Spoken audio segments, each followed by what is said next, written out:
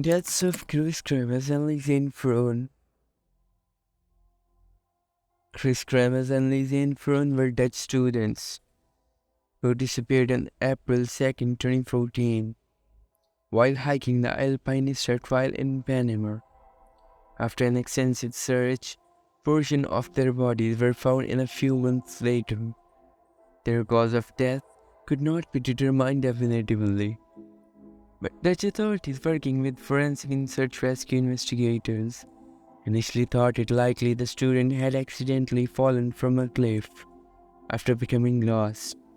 However, foul play could not be entirely ruled out and is considered by some much more likely due to others remain being found. The circumstances and aftermath of their disappearance have resulted in much speculation about their final days. Panamanian authorities came under fire for allegedly mishandling the disappearance and aftermath.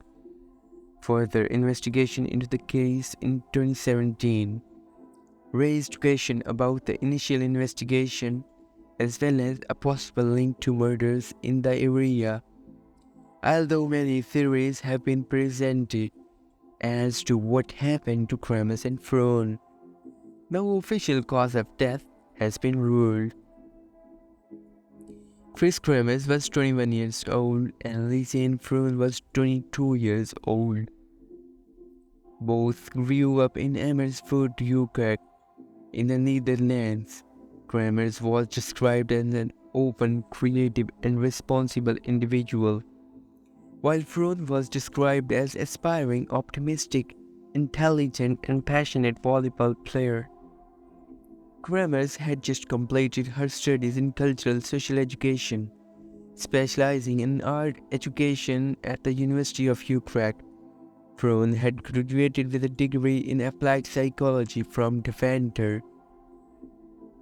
Only a few weeks prior to leaving for Panama, Froon had moved in with Kremers in a dorm room in Amersfoort, and they worked together at a cafe restaurant called Indian Klein and Hab. They both saved up money for 6 months and planned to go to Panama together on a special 6-week vacation, hoping to learn Spanish and to do something of significance for the locals, particularly volunteering with children. The trip was also supposed to be a present to Froon for graduating. Kremers and Froon arrived in Panama on March 15, 2014. They toured the country for 2 weeks before arriving in Bocas, Cherokee, on March 29 to live with a local family for a month while volunteering with children. On April 1st around 11 o'clock, they went hiking near the clouded forest that surrounded the Barrow volcano. On the Alpinista Trail, not far from Bocas, some sources say that they took them with a dog that belonged to the owner of the Alpinista restaurant, but this has not been confirmed. The women wrote on Facebook they intended to walk around the Bocas, and it was reported that they had been seen having brunch with 2 young Dutch men before embarking on the trail. Some sources claim that the owner of the restaurant became alarmed when their dog returned home that night without Kremers and Froon. Froon's parents stopped receiving text messages, which both women had been sending to their families daily. On the morning of April 2nd, the women missed an appointment with a local guide. On April 6th, their parents arrived in Panama along with the police, dog units and detectives from the Netherlands to conduct a full-scale search of the forest for 10 days.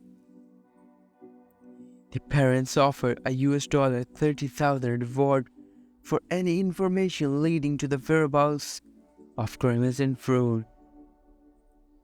10 weeks later, on June 14, a local woman turned in Froon's blue backpack, which she reported finding by a riverbank near her village of Alto Romero in the Bocas del Toro province.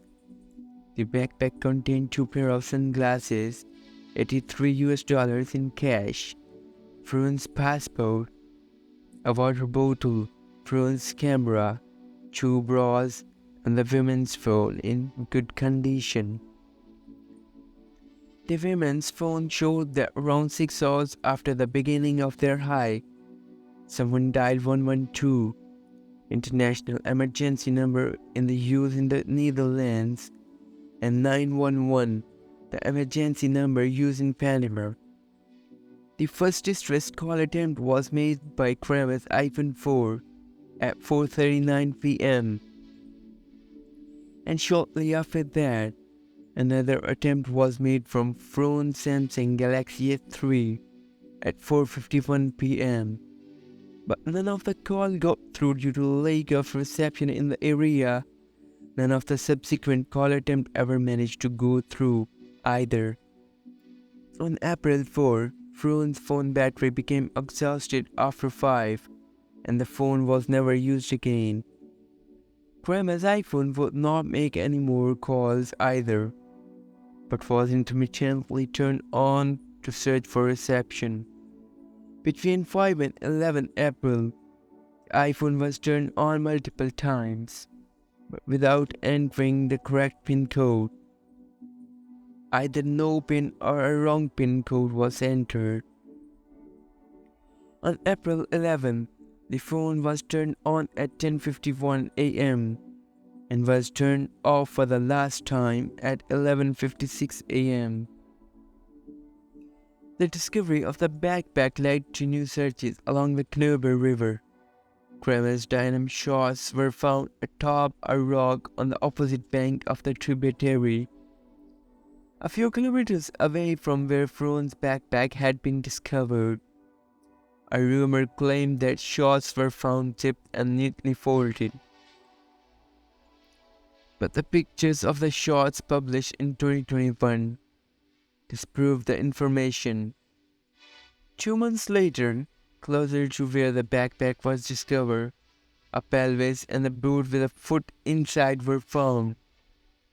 Soon at least 33 widely scattered bones were discovered along the same river bank. DNA testing confirmed that they belonged to the Kremers and Froon. Froon's bones still had some skin attached to them, but Kremers' bone appeared to have been bleached. A Panamanian forensic anthropologist later claimed that under magnification, there are no discernible scratches of any kind on the bones, neither of natural nor cultural origin. There are no marks on the bone at all. Had natural decomposition of the body near a river caused the bone, which are heavier than water, to sink to the bottom of the river? Marking on the bones should have been visible from the friction with the river bed. One bone fragment attributed to Kris involved a bleached half of her pelvis. Under natural decomposition, a pelvis, especially from a younger person, does not break in half. Furthermore, it's not likely to have been caused by predators. Moreover, the bone was missing joint tissue that remains intact for years under natural decomposition. In late August 2014, a fragment of skin found on the banks of the Rio Kremers River that could be attributed to Lisanne Froon after forensic analysis. This was in early state of decomposition, unlike the physical remains found of Kris Kremers. In conclusion, several indications from third-party investigation point of criminal human activity